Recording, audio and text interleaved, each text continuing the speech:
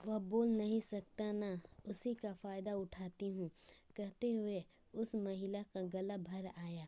महिला की बातें सुन रमेश को बहुत बुरा लगा। फिर वह बोला, आप चिंता मत कीजिए बहन, बिना आपको दूध की बोतल दिए यह शॉप बंद नहीं होगी, लेकिन मेरी एक शर्त है। अपने आंसू पोंछते हुए महिला ने रमेश की ओर देखा और पूछा, क्या शर्त है? रमेश बोला, आप मुझे दूध के पैसे नहीं देंगे। यह सुन उस महिला की आंखें फिर छलक गई, लेकिन इस बार आंसू दुख के नहीं खुशी के थे। उसे ऐसा लग रहा था जैसे इंसान के रूप में भगवान उसकी मदद करने आ गए हों। उस दिन से हर दिन 8:30 बजे वो डेयरी पर आकर दूध की बोतल लेकर जाती।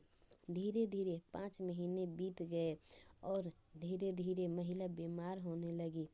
जब काम और चिंता की वजह से उसका शरीर दिन पर दिन सूखता जा रहा था, ऐसे ही एक दिन रमेश अपने दुकान का सारा काम ख़त्म कर इस महिला के आने का इंतज़ार कर रहा था।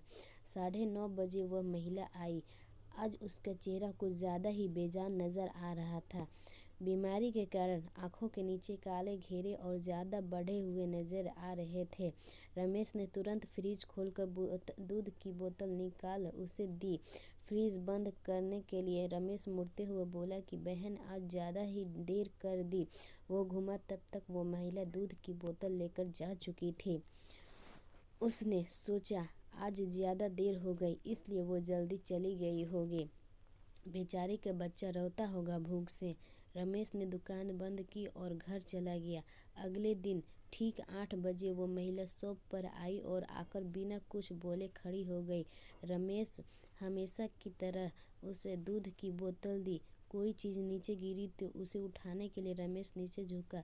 वो चीज़ उठाई और सामने देखा तो वो महिला वहाँ नहीं थी। रमेश को आज पता नहीं क्यों उस महिला में काफ़ी बदलाव नज़र आया था। उसे वो बड़ी कमज़ोर सी नज़र आई। अगले दिन फिर 8 बजे वो महिला उस शॉप पर आई। आज रमेश ने उसका चेहरा बड़े गौर से देखा। उसका चेहरा सफ़ेद पड़ चुका था, मानो उसके चेहरे का तेज कब का जा चुका हो। उसने सोचा, बेचारी गरीब महिला, करे भी तो क्या करे, ना किसी का सहारा, ना अच्छी आमदनी।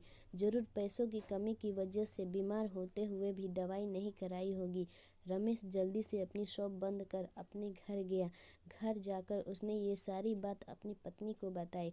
उसकी पत्नी भी उसकी ही तरह भले स्वभाव की थी। उसे भी उस महिला की परिस्थिति पर दुख हुआ। वो रमेश से बोली, ऐसा करते हैं, कल उस महिला के घर चलते हैं और उसे किसी अच्छे डॉक्टर को दिखा आते हैं। रमेश को अपनी पत्नी की बात सुन उस पर बहुत गर्व हुआ, लेकिन उसके विचार भी उसकी तरह दूसरों के प्रति परोपकार थे। अगले दिन सुबह दोनों उस महिला के घर जाने को रवाना हुए। रमेश को उस का पता ठीक से याद था।